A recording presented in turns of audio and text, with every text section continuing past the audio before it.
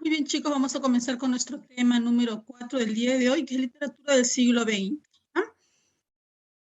Cuando hablamos de literatura del siglo XX, hablamos de esa literatura de vanguardia que está al frente, que está adelantándose a las posibles cambios, ¿no?, que pueda producir todo contexto social. El vanguardismo es una ruptura con el pasado, es un odio al pasado, va a imponer sus normas y estas normas no van a tener muchas veces sentido, van a aparecer ismos de vanguardia, nos habla de una negación al pasado, de la creación de estos ismos que son particularidades de cada autor y sobre todo la libertad de creación. Aquí no hay norma ni en la poesía ni en la narrativa. ¿Y cuál es la causante? ¿Cuál es el contexto social causante de estas nuevas innovaciones de la vanguardia? La Primera Guerra Mundial, que se sucedió de 1914 y 18 y obviamente marcó todo el mundo, por eso es una guerra mundial. Pues estos sismos de vanguardia van a ser creados a nivel también mundial por diferentes países, no solamente de Latinoamérica, también de Europa, ¿ya? Algunos de los sismos más conocidos lo vamos a ver en un momento, ¿ya? Pero en sí, ¿cuáles son las características de este movimiento de vanguardia? Es la construcción de imágenes por medio de las palabras, sobre todo lo que es la poesía. También aparece, recuerden, los caligramas, en las cuales los poemas se escriben a través de imágenes o dibujos. Mucho la metáfora. Cuando hablamos de una construcción de imagen, hablamos de la metáfora, donde la metáfora, a través de su palabra en sí, nos da un sentido, una imagen. Ya no nos explica todo a través de palabras, sino de una sola que resuma toda una imagen. Por ejemplo, las perlas de tu boca. Ya no digo yo tus dientes, sino las perlas de tu boca, donde perlas reemplaza la imagen de diente. Traducción de la lírica, su elemento primordial, la metáfora. Como les mencionaba, es la figura literaria que va a predominar en esta vanguardia. Olvido de las formas estróficas, quiere decir olvido de la normativa. ¿Ya? Cuando dice olvido no quiere decir que no usan estrofas, siempre usan estrofas, pero se refiere a que no respetan la métrica, ¿ya? Es decir, las normas, en este caso de la poesía.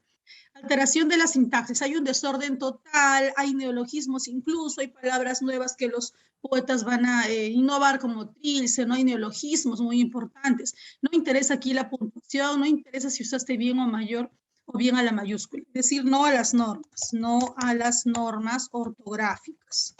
Es que el literato hace lo que quiere, porque es un literato de vanguardia, él es un dios y él y su poesía son dioses, ¿ya? Entonces entendamos que es un acto de rebeldía y de libertad total. Es un grito de reclamo hacia la guerra. Entonces, ellos hacen lo que quieren. Revaloración de lo lúdico, lo instrumental. Por ejemplo, aquí tenemos 5 metros de poemas de Carlos Oquendo de Amat. Muchos de los poemas van a ser expresados a través de juego. También tenemos a Rayuela. Rayuela, por ejemplo, nos hace recordar mucho ese juego que jugábamos cuando éramos pequeñitos del mundo. Entonces Rayuela también dice, vas a leer mi libro poniendo tu piedrita y donde caiga tu piedrita vas a ver ese número de página y tú lo puedes leer desde la página que tú quieras, dice, ¿no? 5 metros de poemas también, Carlos Oquendo de Amat, que también es vanguardista, realmente pues junta 5 metros de hojas y ahí escribe sus poemas, ¿no? O sea, bastante lúdico, quiere ir en contra de todo lo normativo y quiere hacer algo diferente, ¿no? Algo sorprendente. Por ejemplo, Vallejo también tiene bastantes poemas en trilce, que es un poemario vanguardista, donde él hace bastante protestatismo, ¿no? En cuanto a su lenguaje, en cuanto a su sintaxis. Utilización de términos de origen tecnológico y científico. Claro, hay muchos poemas que van a dar loa o admiración a lo que es la velocidad, a la tecnología, el movimiento, a las máquinas, como es el ismo del futurismo. Los límites entre la razón, la sensatez y la locura no están definidos. Aquí lo irracional prima sobre lo racional y la libertad.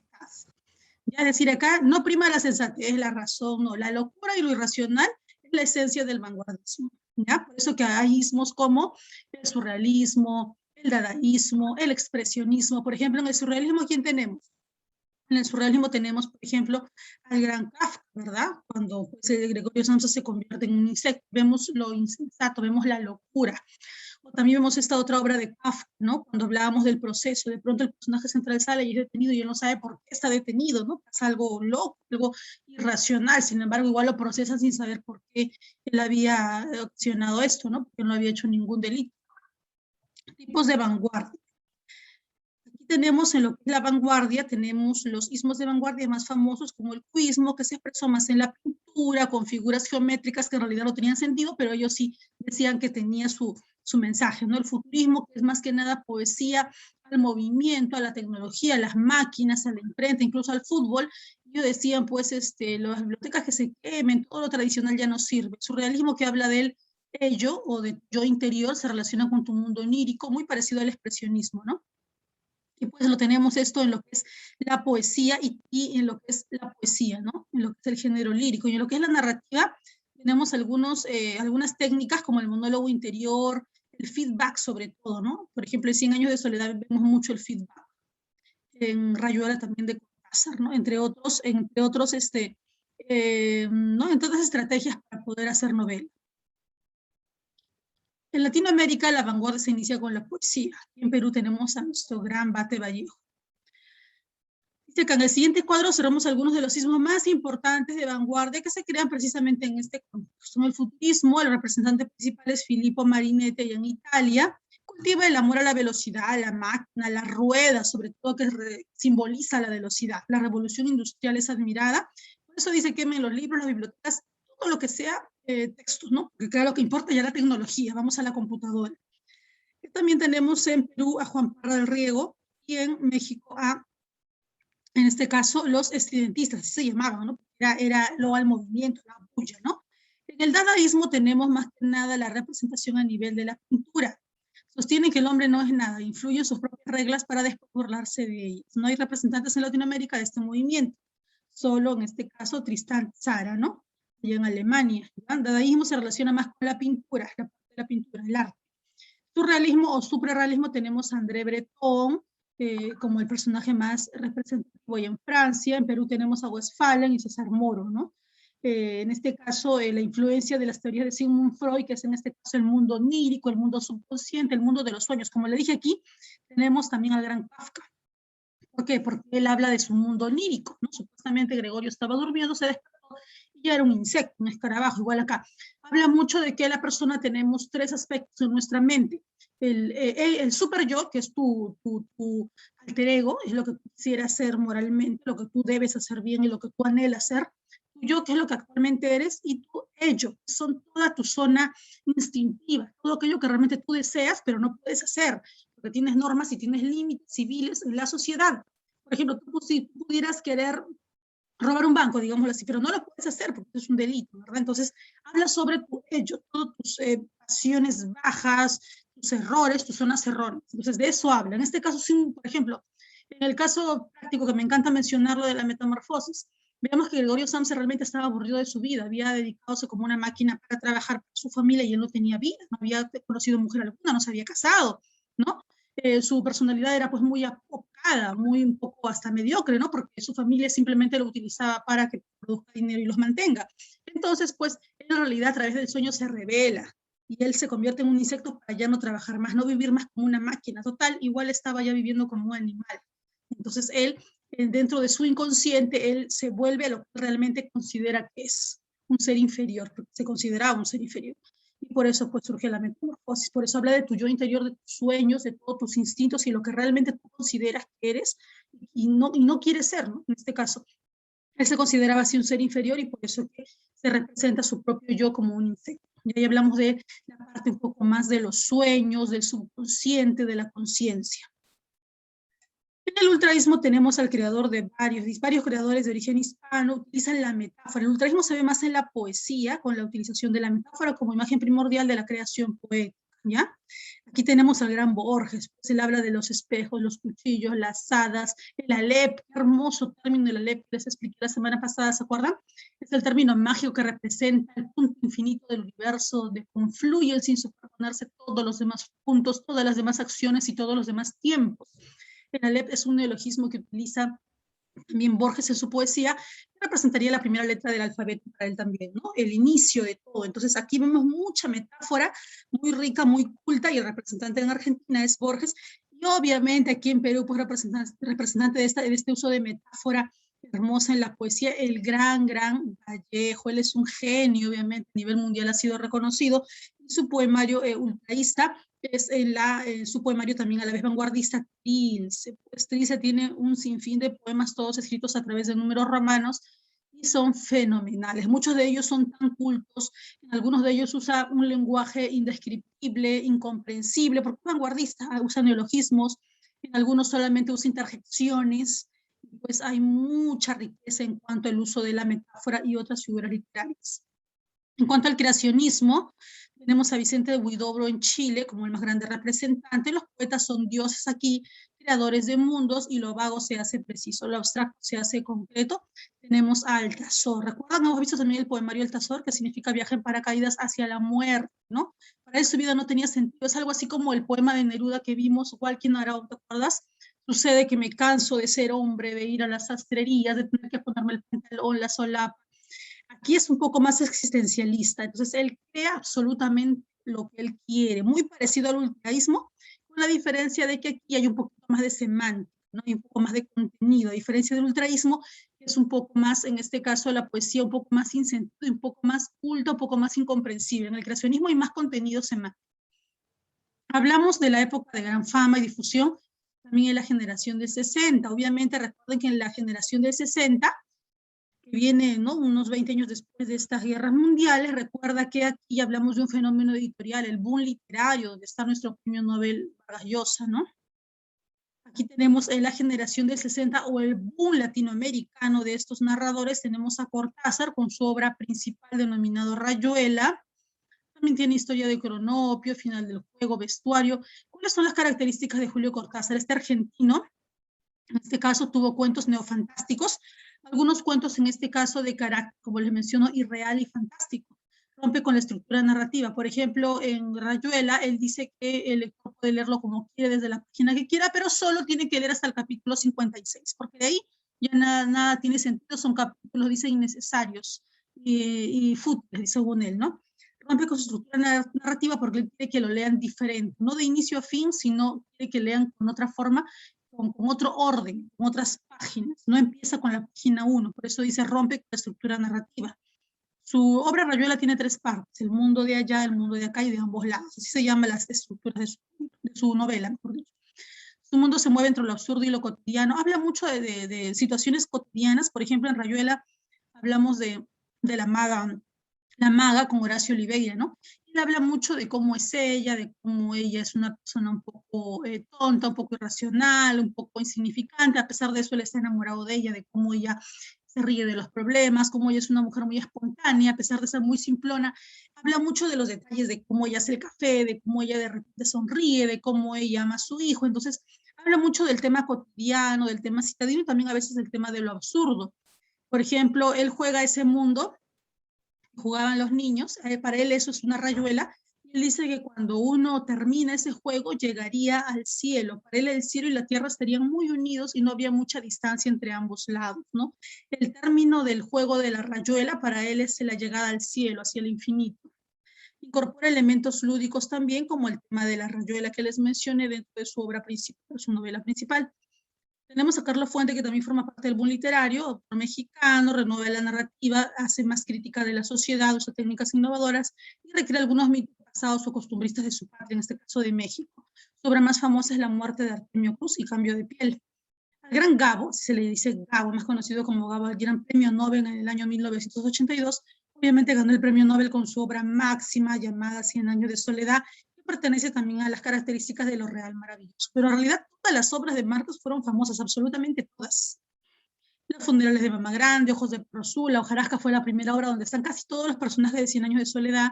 El coronel no tiene que la esquiva, La mala hora, Del amor y otros demonios, El amor en los tiempos del cólera, Crónica de una muerte anunciada, que lo hemos visto con Santiago Nazar, ¿también se acuerdan? Todos sabían que iban a matar a Santiago Nazar menos él, al final lo matan justo en la puerta de la casa cuando la madre cierra la puerta. Solamente ese hecho hubiera cambiado el hilo de la novela, hubiera cambiado el final de la novela, ¿no? Porque si entraba ya no lo mataban. Y también acá faltó mencionar unos cuentos hermosos que son ya más actuales, los invito a que lo lean, se llaman 12 cuentos peregrinos. Dentro de esos 12 cuentos peregrinos está Solo vino a hablar por teléfono, como una obra famosa, Me alquilo para soñar, miren, hermoso título, muy metafórico también, es muy hermoso, los invito a que lean estos cuentos, son cuentos cortos. Y también hay un cuento muy triste, realmente que me gustaría verlo hoy día, a ver si lo vemos un ratito, se llama La triste historia de Cándida Heréndira, chicos. Es una historia muy trágica, muy triste, pero a la vez al parecer muy realista. La vamos a analizar luego. Utiliza el realismo mágico, lo real maravilloso. La obra cumbre de esta característica o de esta vertiente de lo real maravilloso es 100 años de soledad. Un lenguaje sencillo, directo, personajes repetitivos. Muchos de los personajes, como por ejemplo de 100 años de soledad, se repiten en otras novelas. Ciudad de arquetipo, Macondo. Es que en Macondo vivían sus abuelos, es un pueblo de Colombia, ¿no? Y él pues consideraba este pueblo mítico, así que por ahí Macondo es la ciudad que funda al inicio Úrsula Iguarán contra Aureliano Buendía, y así se forma toda la genealogía de los Buendía en 100 años de soledad, así que Macondo para él es su origen de toda su obra. ¿De qué hablábamos? 100 años de soledad, ¿se acuerdan? Aureliano Buendía conoció a su prima Úrsula Iguarán, decidieron casarse, pero tenían mucho miedo. ¿De qué tenían miedo? ¿Se acuerdan? De que les nazca un hijo con cola de cerdo, porque anteriores generaciones, por casarse entre primos hermanos o entre familiares, pues iban a tener una tragedia, una predestinación. Dice aquí, muchos años después, frente al pelotón de fusilamiento, el coronel Aureliano Buendía había de recordar aquella tarde remota en que su padre lo llevó a conocer el hielo. Macondo era entonces una aldea de 20 casas de barro. Mira, así comenzó Macondo, con 20 casitas nada más, construidas a la orilla del río. Dice aquí, ¿lo fundaron quiénes? Lo fundaron Aureliano Buendía y Úrsula Iguarán. Dice que habían huevos prehistóricos, enormes. Así comienza la novela más importante del escritor colombiano, nacido en Aracataca, Colombia, el 8 de marzo de 1928, premio Nobel en el año 1982 con esta obra 100 años de soledad. Muy bien. ¿Qué más nos dice aquí de la obra? La historia de ese pueblo, dice, se va a hacer conocida en función a la familia fundadora, los Buendía, ¿no? Que enredan un tanto con su tradicional costumbre de repetir los nombres propios. Claro, todos eran Buendía, solo que uno era Aureliano, uno era, o sea, todos tenían nombres diferentes, pero el apellido se repetía, ¿ya?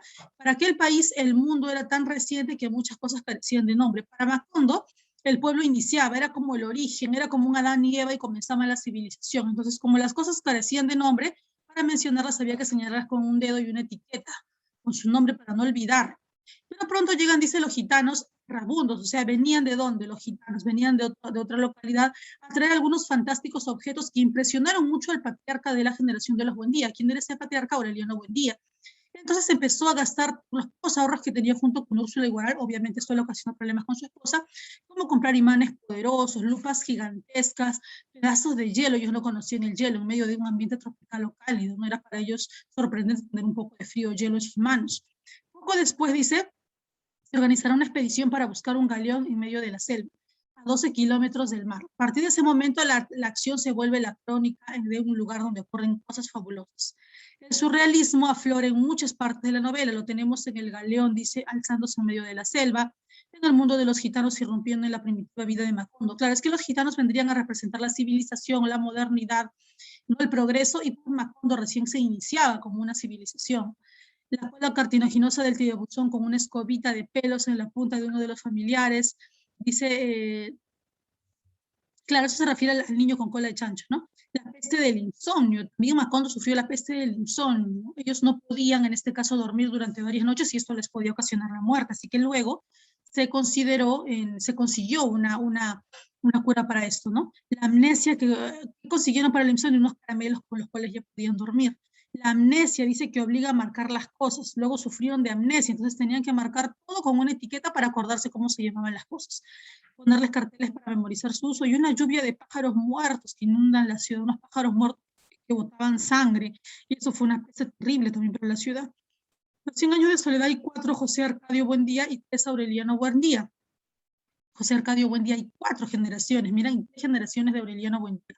De los José Arcadio, el más importante fue el primero, el fundador de Macondo, junto con su esposa Úrsula Iguarán, un joven patriarca que en su época llegó al lugar de la sierra con su briosa mujer y con una vida de un hombre a cuestas. Era amante de los pájaros, construía trampas y jaulas para llenar el pueblo de amigos emplumados. También tenía algo de científico e inventor loco. Él tenía su especie de laboratorio científico y había trabajado amistad perecedera con la banda de gitanos, claro, porque en este digamos, espacio científico que él tenía, empezaba a analizar todo lo que traía Melquiades. Melquiades era el gitano que traía estos progresos, ¿no? Un mago trotamundos que en diversas transformaciones habría sufrido todas las plagas del universo. Se dice que Melquiades era un hombre muy, pero muy viejo, porque todas las plagas que sufrió Macondo él las pasó sin ningún problema. Mientras a todos les daba el insomnio, él no. Mientras a todos le estaba la peste del olvido, a él no. ¿Ya? Por eso dice, había sobrevivido milagrosamente, y cada vez que venía más joven.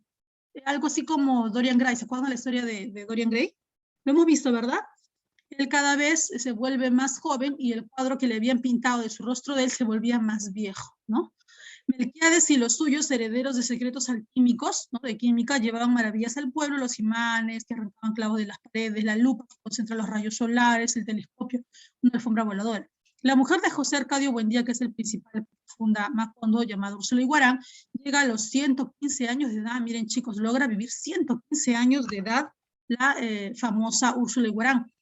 Y a su vejez, dice acá, llega a los 115 años de edad y él a su vez, o sea, su esposo, ¿no? José Arcadio, se vuelve loco atado a un castaño del parque.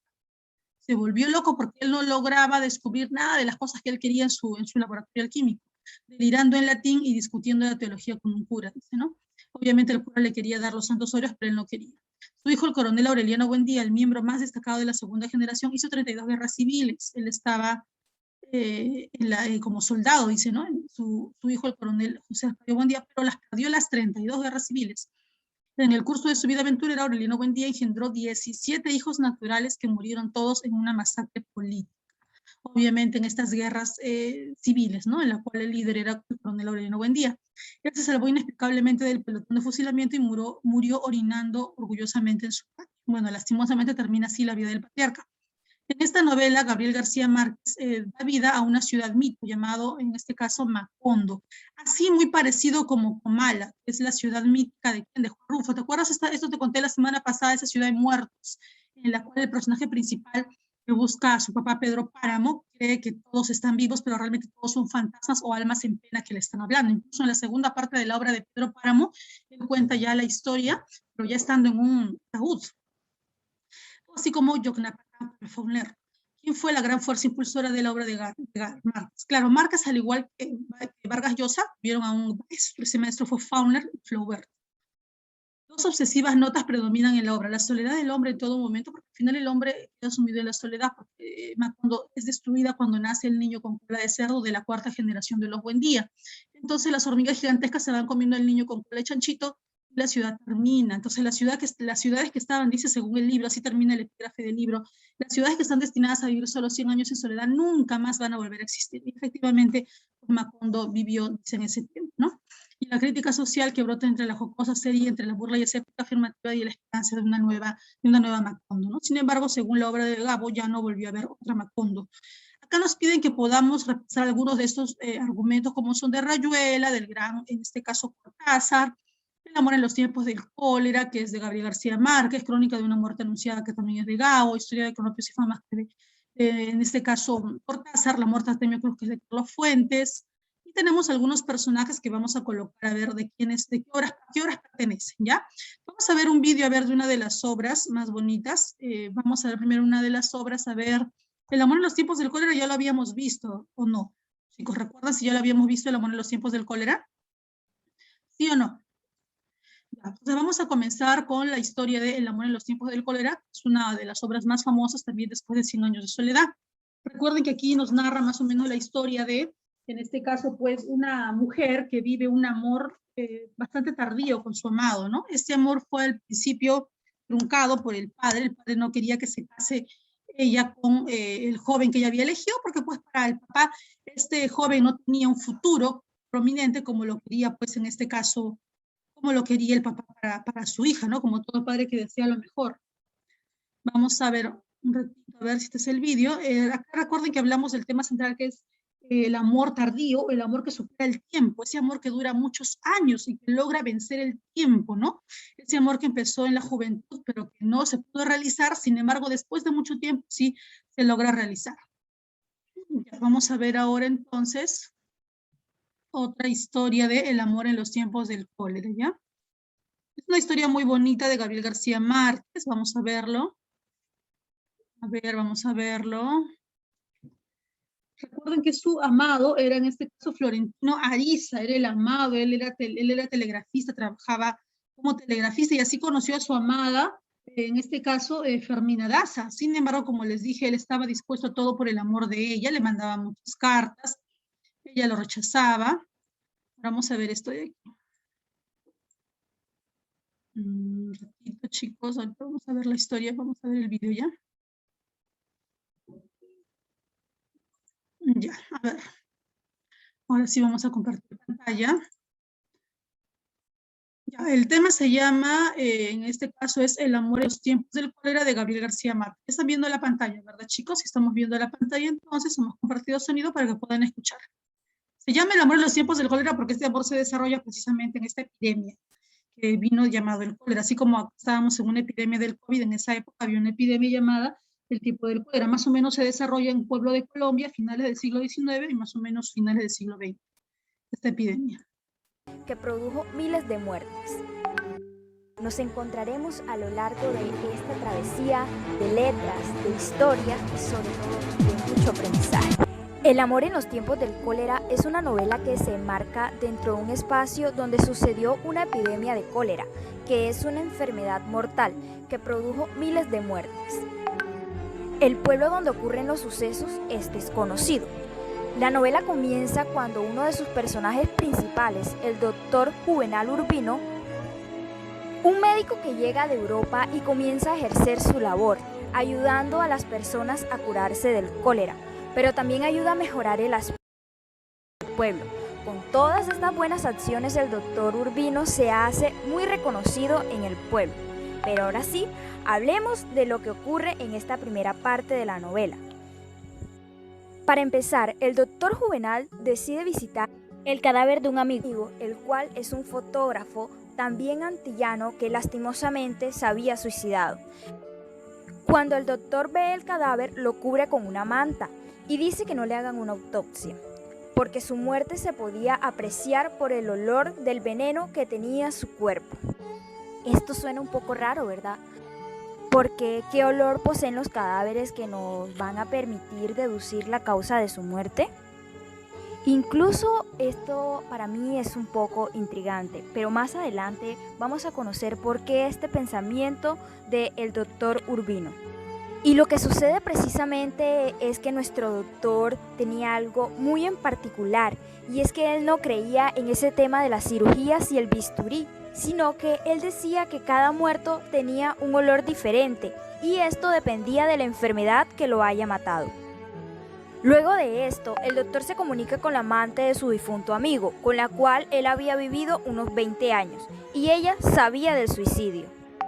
El doctor Juvenal Urbino era un hombre exitoso en los negocios, muy perseguido, tanto que podríamos llamarlo el soltero más codiciado del pueblo, y resulta que se encuentra con una señora que también era muy elegante, llamada Fermina Daza.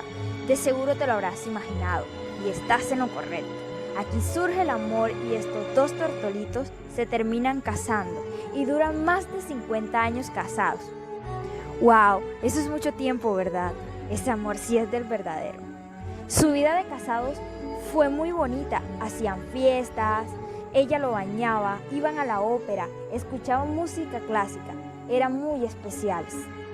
¿Qué podemos decir de Fermina? Pues que siempre fue una mujer muy recatada. Cuando su esposo estaba en el baño orinando y ella lo escuchaba, decía que eran como torrentes tempestuosas, pero esto con el tiempo fue cambiando, tanto que Fermina dejó de escuchar los sonidos de su esposo en el baño. El doctor Juvenal, después de que va al funeral de su amigo el fotógrafo, regresa a su hogar y resulta que él tenía un loro, pero no un loro cualquiera, no señor. Este amiguito hablaba varios idiomas, inglés, francés, etc. Ya te podrás imaginar lo mucho que él amaba a su loro. Y si esto fuera poco, cuando los ladrones ingresaban a su hogar, el loro ladraba como un perro y decían que él sabía el idioma de estos animales. ¿Qué opinas de esto? Muy interesante, ¿verdad? Y lo que sucede es que el doctor llega y encuentra que su apreciado loro se había subido a un árbol muy alto y se sube a bajarlo. Pero ya te podrás imaginar que él a su edad hacer estas cosas no resulta ser una buena idea. Aún así llega a la cima del árbol y le dice a su travieso loro: «Eres un sinvergüenza». Y el loro le responde: «Más sinvergüenza es usted, doctor». En ese momento él intenta coger al loro y se cae de la escalera y se mata. Cuando el doctor muere, resulta que había un personaje llamado Florentino Ariza, un hombre que vivió toda la vida enamorado de Fermina Daza, más de 50 años amándola, y para su sorpresa, Fermina también lo amaba, pero ella no lo manifestaba. Con esto podrás imaginar el sufrimiento de este pobre hombre enamorado. Después de esto, justo en el funeral del doctor Urbino, cuando ya todos habían salido, Florentino se acerca a Fermina, le da el sentido pésame y le dice: he esperado por ti más de 50 años, soy virgen para ti. Fermina se siente confundida y le pide que se marche. En esta parte de la novela, su escritor Gabriel García Márquez se devuelve 50 años y comienza a contar la historia de Florentino Ariza, un muchacho que se vestía como un viejo con colores fúnebres. Trabajaba como telegrafista, en fin, era un chico pobre, sin nada que ofrecerle a la hermosa Fermina. Él comienza a hacerle cartas y entre esas le hace una carta hermosa que duró haciendo más de 3 meses. En papel especial usó dibujos y cuando por fin logra entregársela un domingo en la misa mayor, justo en el instante que se la va a dar, un pájaro pasa y defeca. Las heces caen justo en la carta. Te podrás imaginar lo incómodo que debió ser ese momento. Sin embargo, ella la recibe y viven 2 años de noviazgo por medio de cartas. Luego el papá de Fermina le pide a Florentino que se aleje de su hija porque él no tiene nada que ofrecerle y si no lo hace lo iba a matar. A lo que Florentino responde: máteme, que no hay nada más hermoso que morir por amor. Ante esta resistencia,